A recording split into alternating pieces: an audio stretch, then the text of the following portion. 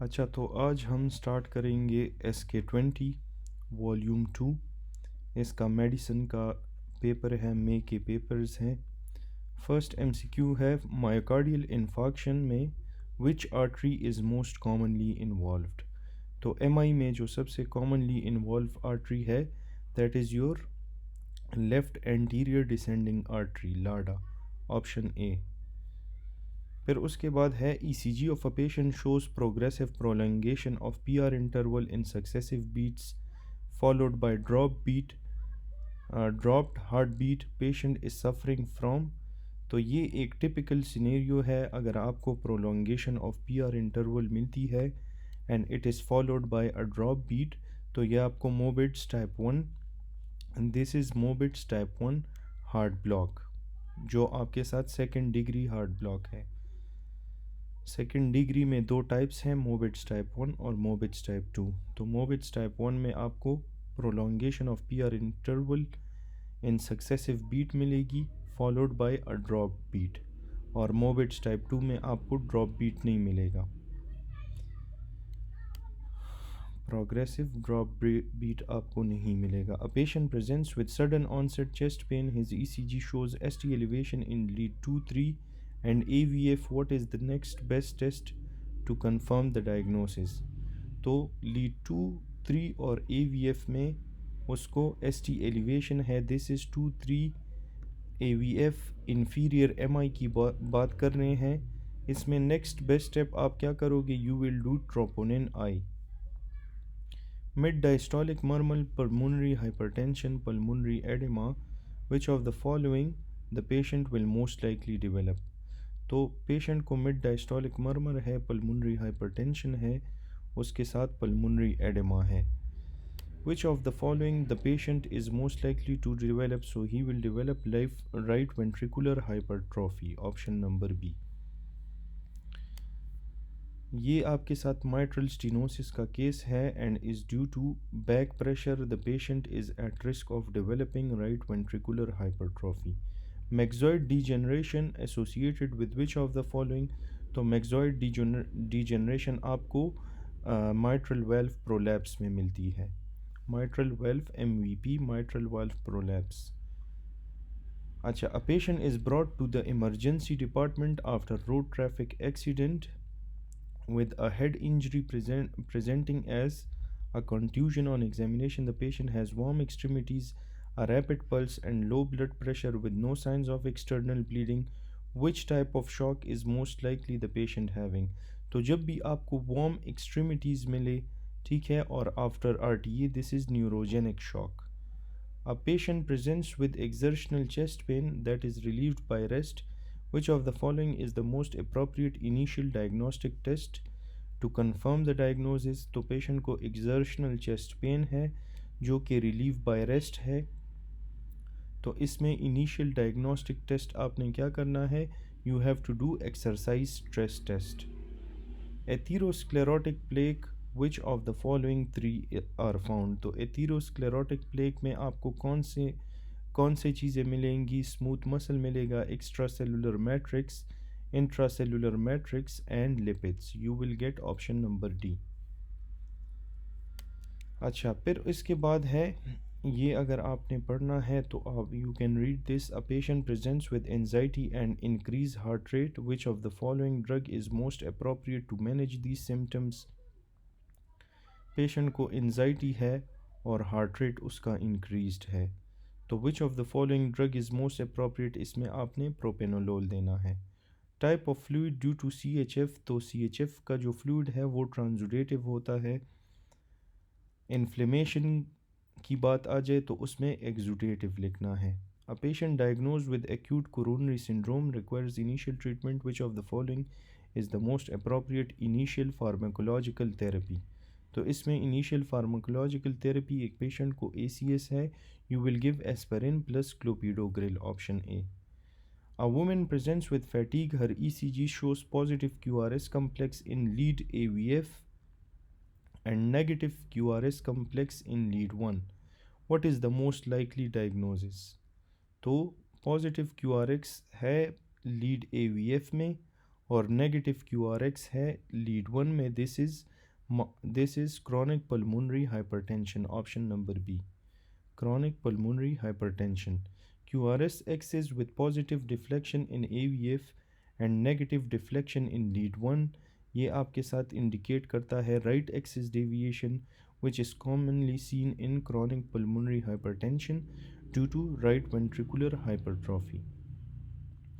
Patient was prescribed antihypertensive, presented with complaint of cough.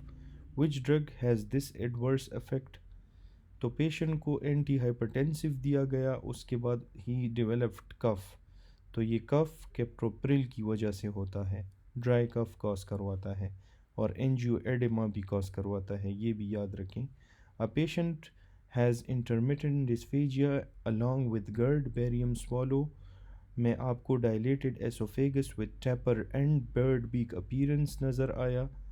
Air fluid levels भी आपको नज़र आते हैं ऑन एक्सरे। तो ये अमंग्स द फॉलोइंग क्या है? This is achalasia cardia. A patient presents with abdominal pain, bloody diarrhoea, colonoscopy पे आपको कोबलस्टोन म्यूकोजा और स्किप लीजन्स, ये कोबलस्टोन म्यूकोजा और स्किप लीजन्स आपको क्रॉन्स में मिलते हैं, ठीक है, you see them in Crohn's. Which of the following is the gold standard confirmatory test for diagnosing coeliac disease? तो amongst the following coeliac disease के लिए हम कौन सा टेस्ट करेंगे? हम IgA एंटी TTG एंटीबॉडी करते हैं, anti tissue transglutaminase antibody. A patient with a history of abdominal pain and dilated large bowel is diagnosed with Hirschsprung disease. Which type of nerve fibers are primarily affected? तो हर्शस्प्रंग में आपके साथ कौन से nerve fibres affected होंगे? Post ganglionic होंगे, एक ये बात याद रखनी है, और सिंपैथेटिक, और आपके साथ पैरासिम्पैथेटिक फाइबर्स होंगे। तो you have to remember this is a post ganglionic and it will involve parasympathetic fibers. Maximum number of beta cells in islets of Langerhans are present in, तो maximum number of beta cells आपको कहाँ में मिलेंगे? Tell of pancreas पे मिलते हैं। A patient is diagnosed with mutation in ATP7B gene. What is the mode of inheritance of this condition? तो ATP7B gene में mutation है, this is autosomal recessive. Patient presents with movement disorder, liver cirrhosis, Kaiser Fisher rings है on slit lamp examination. Which investigation is most appropriate to confirm the diagnosis? तो this is a case of Wilson disease, इसमें हम serum ceruloplasmin देखते हैं, तो ceruloplasmin आपके साथ decrease हुआ होगा, ये याद रखना है। अच्छा, 24 हावर यूरिनरी कॉपर भी देखते हैं और सीरम सेरुलोप्लाज्मिन। तो अगर ऑप्शन में 24 हावर यूरिनरी कॉपर है, पहले आपने उसको पिक करना है। बेस्ट या गोल्ड स्टैंडर्ड की बात आ जाए तो उसमें आपने फिर लिवर बायोप्सी करनी है। In Wilson's diagnosis of colon carcinoma made many years back, CEA was raised and that time patient came for regular checkup, you advise CEA. Now what is the role of CEA? तो CEA हम use करते हैं for follow up. In perforation of posterior wall of stomach which artery is involve? Posterior wall of stomach पे आपको गैस्ट्रोड्यूडेनल artery, sorry stomach की बात है, posterior wall of stomach पे आपको स्प्लीनिक आर्टरी मिलती है। पोस्टीरियर वॉल ऑफ ड्यूडेनम की बात अगर हो तो उसमें आपको गैस्ट्रोड्यूडेनल आर्टरी मिलती है। Perforation of lesser curvature bleeds by left gastric artery, lesser curvature की बात आ जाए तो वहाँ पे लेफ्ट गैस्ट्रिक आर्टरी आपने पिक करना है। Patient 100 centimetre ileum was resected, which vitamin is needed for supplementation? तो अगर 100 सेंटीमीटर इलियम रिसेक्ट हो गया तो there will be deficiency of vitamin B12। Pure mucinous gland कौन से हैं? एक आपके साथ प्योर सीरस होते हैं, सीरस में जो है आपके साथ पैरोटिड आता है, लेकिन म्यूसिनस की बात आ जाए तो उसमें आपने सबलिंगुअल ग्लैंड्स लिखने हैं, ठीक है, sublingual glands are pure mucinous. A patient is diagnosed with active hepatitis B infection, which of the following serological marker indicate active infection that typically requires treatment? तो इन्फेक्शन की बात आ जाए, हेपेटाइटिस बी में तो उसमें आप एच ई, ये जो ई है ना, इसको आपने ढूंढना है, HBeAg। ई का मतलब होता है इन्फेक्टिविटी। बाकी किसी ऑप्शन में आपके साथ अगर है तो यहाँ पे HBeAg नेगेटिव है, नेगेटिव तो नहीं होगा, ये पॉजिटिव होगा। So this will be option A, HbSAg positive and HbEAg positive. A patient sitting in a lawn on wheelchair reading newspaper, relaxed, respiratory rate 18, normal breathing, muscle for quiet, inspiration। Inspiration में मैंने आपको in for x बताया था, तो इन आ गया। Inspiration for external intercostal, तो diaphragm और external intercostal होगा। और x for in for x और एक्स फॉर इन। इंस्पायरेशन में एक्सटर्नल इंटरकॉस्टल आएगा और एक्सपायरेशन में इंटरनल इंटरकॉस्टल आएगा। अच्छा, ये कुछ मसल्स हैं, बहुत इम्पॉर्टेंट है, इससे हमेशा एक MCQ लाजमी आता है, सही है। तो क्वाइट इंस्पायरेशन में डायफ्राम और एक्सटर्नल इंटरकॉस्टल, फोर्स्ड इंस्पायरेशन में sternocleidomastoid, serratus anterior, scalene anterior, medius, pec minor. Quiet expiration में passive and by elastic recoil of the lung. Forced expiration में internal intercostal, accessory muscle of expiration आपके साथ abdominal muscles हैं। External intercostal can be used in quiet inspiration as well as forceful inspiration.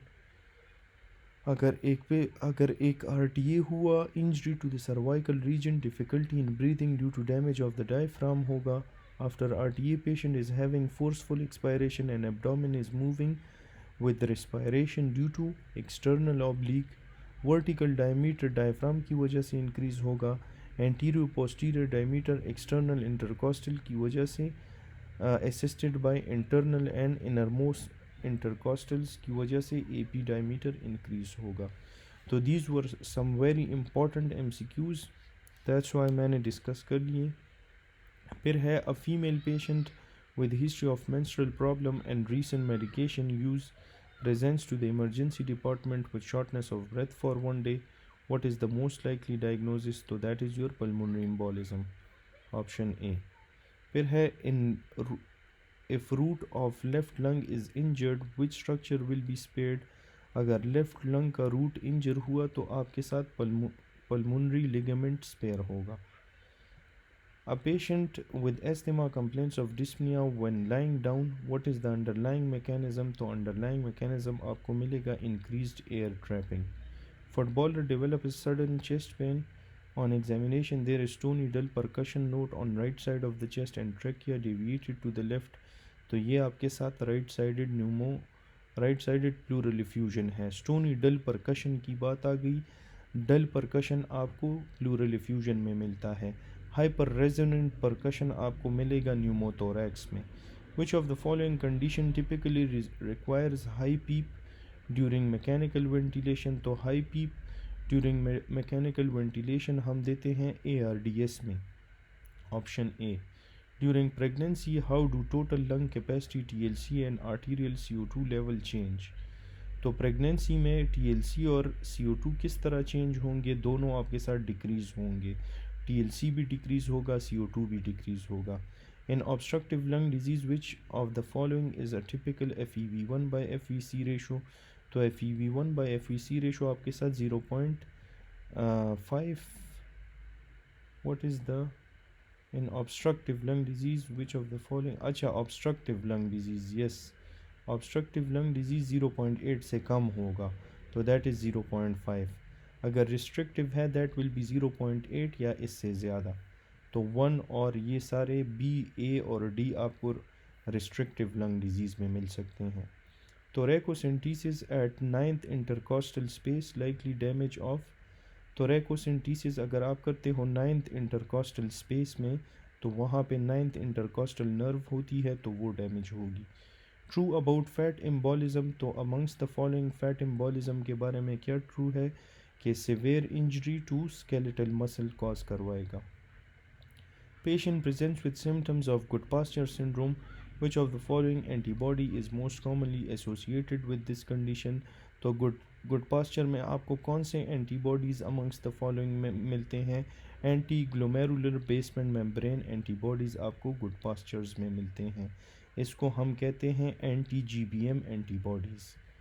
How is microalbuminuria screened in a patient with diabetes mellitus? तो माइक्रोएल्ब्यूमिनुरिया की screening के लिए आप कौन सा टेस्ट यूज़ करोगे? You will use option number A, spot urine albumin to creatinine ratio. Spot urine albumin to creat ratio. A child presents with pedal edema and urine analysis shows 3% proteinuria. What is the most likely diagnosis? तो child को pedal oedema है, urine analysis पे 3+ proteinuria है। इसका most likely diagnose आपके साथ क्या होगा? That will be your minimal change disease.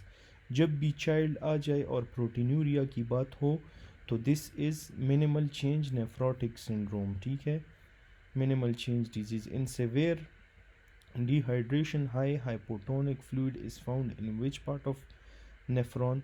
तो आपको हाई हाइपोटोनिक फ्लूइड कहाँ पे मिलेगा? ये आपको अर्ली DCT में मिलता है, ठीक है। डाइल्यूट यूरिन जो है आपको मिलता है हाइपोटोनिक, डाइल्यूट यूरिन हाइपोटोनिक आपको मिलेगा इन अर्ली DCT, ठीक है। अर्ली DCT में भी macula densa is greater than thick limb.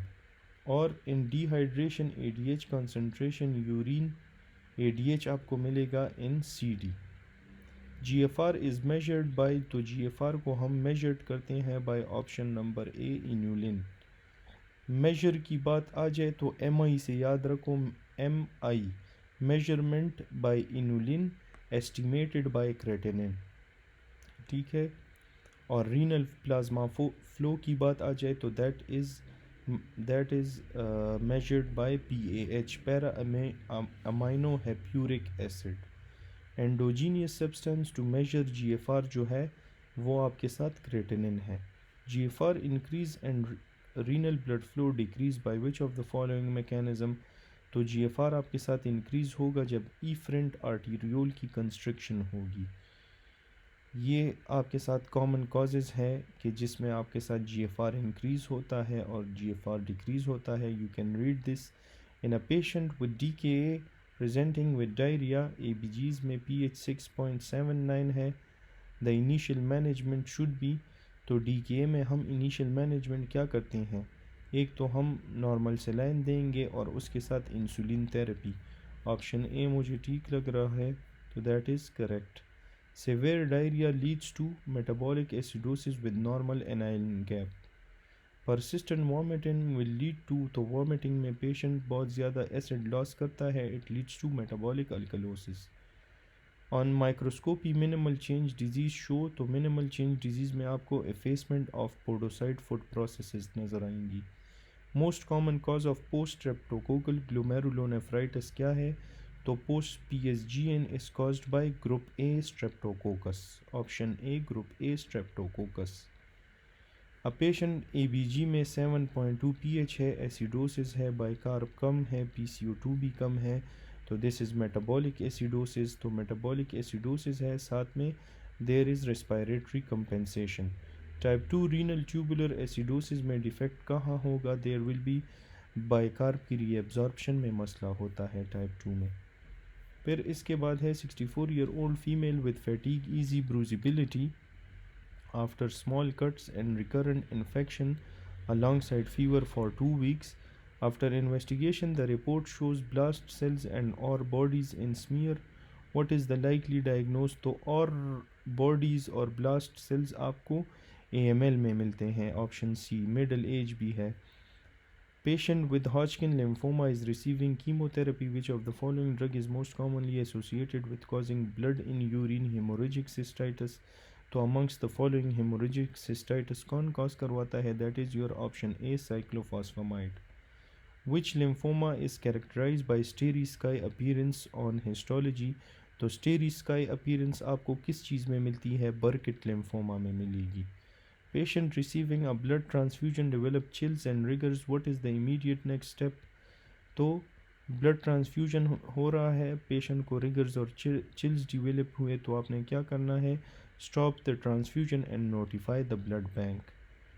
ठीक है, यही ऑप्शन ए ही ठीक लग रहा है। In hemolysis, hemoglobin is released into the bloodstream. Free hemoglobin binds to, तो जो भी फ्री हेमोग्लोबिन होता है वो हेप्टोग्लोबिन के साथ बाइंड करता है।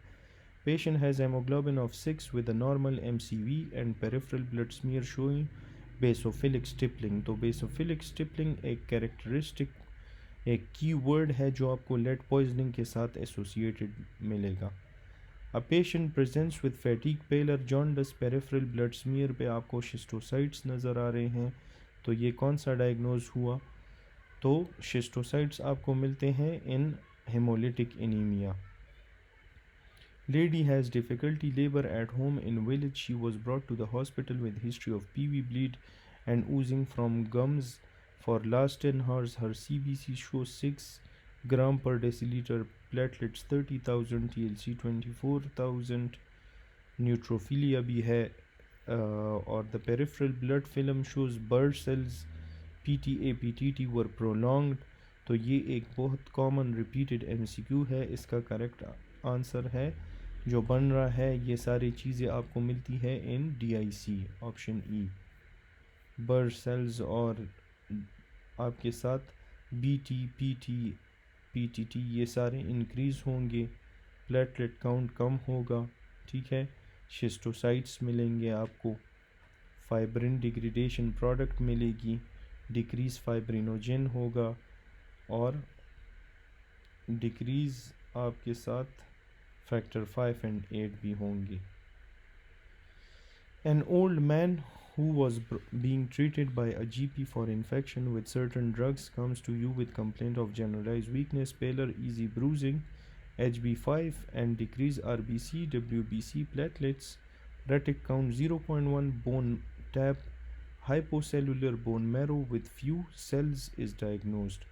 तो ये सारी चीज़ें आपके साथ कम हुई है। This is aplastic anemia। Female patient presents with heavy vaginal bleeding after difficult home delivery। तो what is the most likely cause? तो इसमें most likely cause आपके साथ क्या होगी? This is option number A, uterine atony। A patient presents with thyroid mass, biopsy reveals samoma bodies or Fanini eye nuclei। तो ये कौन से thyroid कैंसर में आपको मिलती है? और Fanini eye समोसा बॉडीज़, इसको मैं समोसा कहता हूँ, समोमा बॉडीज़, ये आपको पेपिलरी थायराइड कार्सिनोमा में मिलते हैं। फॉलिकुलर कार्सिनोमा फ्रैक्चर इज़, तो फॉलिकुलर कार्सिनोमा में आपको वेस्कुलर इन्वेजन मिलती है, ठीक है। अच्छा, इनटॉलरेंस टू कोल्ड है, TSH इंक्रीज़ है, T3 T4 कम है। सिंपल सिनेरियो है हाइपोथायरॉयडिज्म का। A 2-year-old child presents with midline swelling just below the hyoid bone. The swelling was noticed 3 months ago at 3 months of age and is slowly increasing in size with the movement of protrusion of the tongue। The condition most likely is, तो ये condition आपके साथ क्या है? That is option number E, thyroglossal duct cyst। ये मैंने explain किया है। A patient presents with episodic hypertension, palpitation, sweating। What is the most likely diagnosis? तो पेशेंट को एपिसोडिक हाइपरटेंशन है, पैल्पिटेशन है, स्वेटिंग है, फियोक्रोमोसाइटोमा की तरफ जा रहे हैं जहाँ पे हम VMA इन यूरिन करते हैं, ऑप्शन सी। अच्छा, फिर है she has normal blood profile, sugar level भी नॉर्मल है, no other issues, hormonal abnormality क्या है, हाइट वगैरह सारे इंक्रीज़ है, IGF-1 डिक्रीज़ होगा, एक्रोमेगैली की तरफ जा रहा है, एड्रीनल जोना ग्लोमेरुलोसा नेक्रोसिस हुई है, would most likely result in which of the following electrolyte abnormality। तो GFR हमने कहा था, GFR से अल्डोस्टेरोन निकलता है, तो it will lead to hyponatremia, option A. Female presents with complaints of severe headache and uncontrolled hypertension, lab shows potassium 3.4, probable causes का क्या होगा? तो हाइपरटेंशन, हाइपोकेलेमिया आपको कॉन्स प्राइमरी हाइपर अल्डोस्टेरोनिज्म में मिलती है। Elder patient has head injury due to fall, he can't recall past memory due to damage of. तो past memory क्यों नहीं रिकॉल कर सकता? हिपोकैम्पस में डैमेज है, that is present in your temporal bone. A patient presents with paralysis of left leg, left lower zone of the face, left hemonopia। which area is most likely affected by this lesion? तो इसमें कौन सा आपके साथ affected होगा? that will be your forebrain. ठीक है, left leg left lower zone की बात आ जाए, लेफ़्ट हेमेनोपिया हो तो forebrain will be affected. फिर है patient presents with bitemporal hemianopia, raised serum prolactin level, what is the most likely diagnose? तो बाइटेम्पोरल हेमेनोपिया है और प्रोलैक्टिन लेवल आपके साथ ज़्यादा है, this is pituitary adenoma, option A. Left pons का कनेक्शन किसके साथ होगा? It will be with the right cerebellum and left cerebrum. Unilateral severe episodic periorbital headache with tearing and conjunctival erythema, तो that is your cluster headache. Unilateral होगा हमेशा cluster headache. फिर है 48-year-old male presents with complaints of severe throbbing headache and blurring of vision. Doctor performed the LP. He found that the CSF is blood stained with RBC. What could be the possible cause of blood stained CSF? तो blood stain CSF आपको कौन से condition में मिलता है? आपको ये मिलता है in subarachnoid haemorrhage, option C.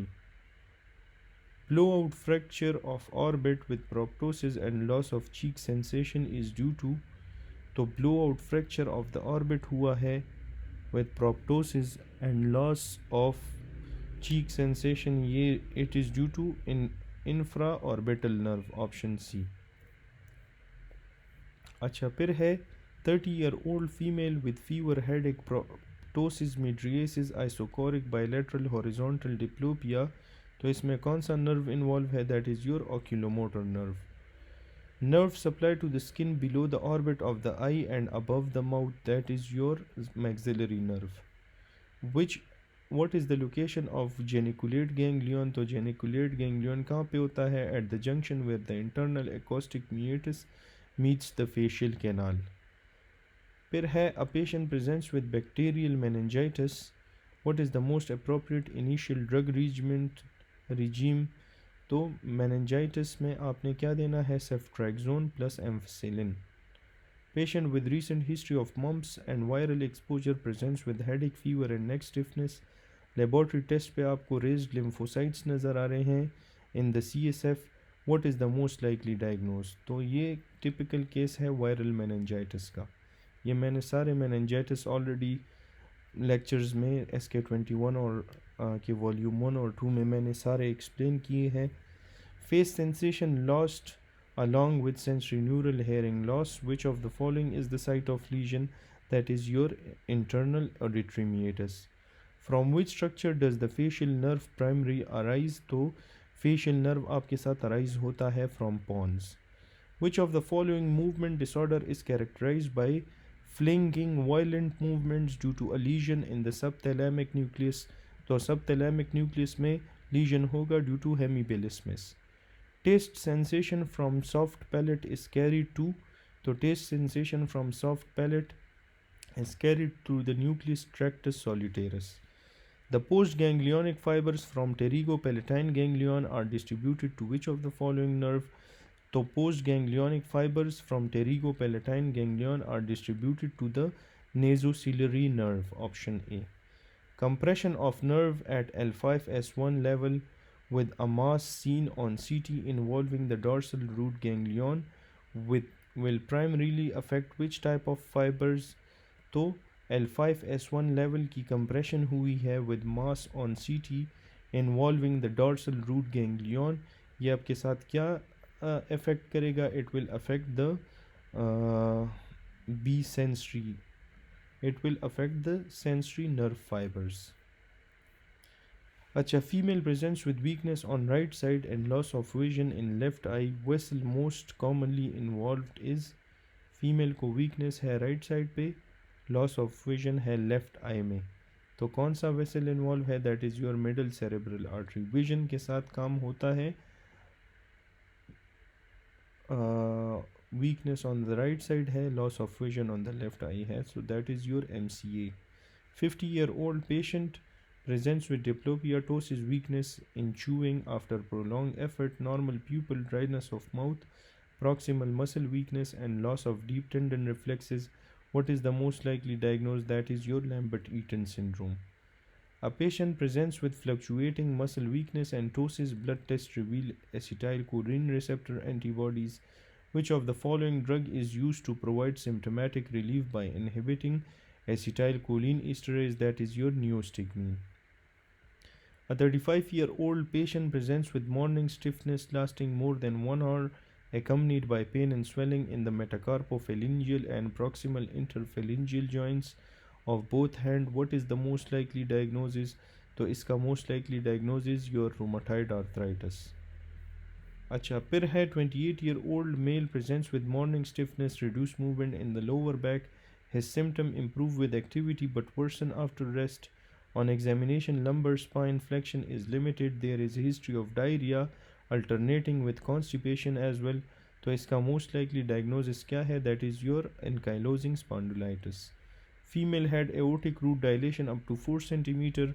Ocular examination shows lens dislocation, mitral valve leaflet defect with systolic glick defect in which of the following? तो ये आपके साथ मारफान की तरफ जा रहा है.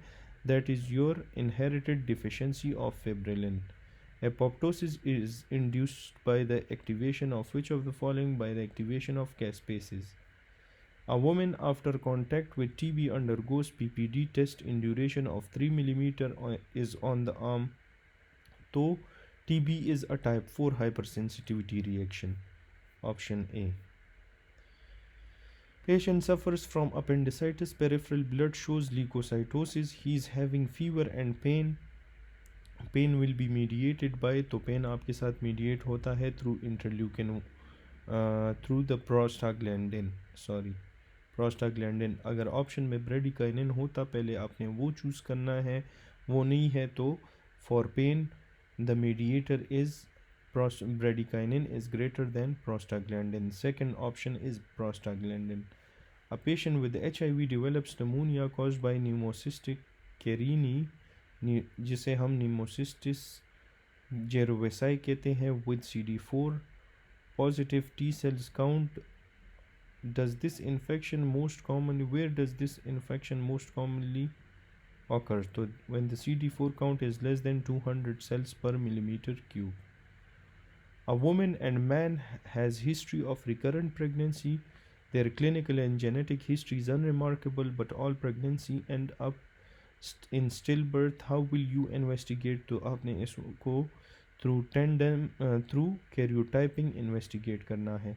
Proto-oncogene क्या होता है? It is a normal gene which is causing cell proliferation. A cell was on microscope examination, large mitochondrial densities are found. तो large mitochondrial densities आपको irreversible cell injury में मिलते हैं. A patient presents with ptosis and hydrosis on one side of the face. Which of the following is the clinical feature? Is the part of Horner syndrome? तो ptosis and hydrosis और meiosis आपको Horner में मिलते हैं. What is codominance? तो codominance हम किसे कहते हैं? जहाँ पे where two different traits are both expressed alongside each other. फिर है a female patient presents with an adnexal mass suspicious for ovarian carcinoma. Which tumor marker is most commonly elevated in this condition? तो इस condition में आपके साथ ये ovarian carcinoma है, इसमें CA125 will be elevated. ठीक है, तो for lecture number 1 this was enough. Please do subscribe before leaving. So thanks for watching and inshallah see you in the next video.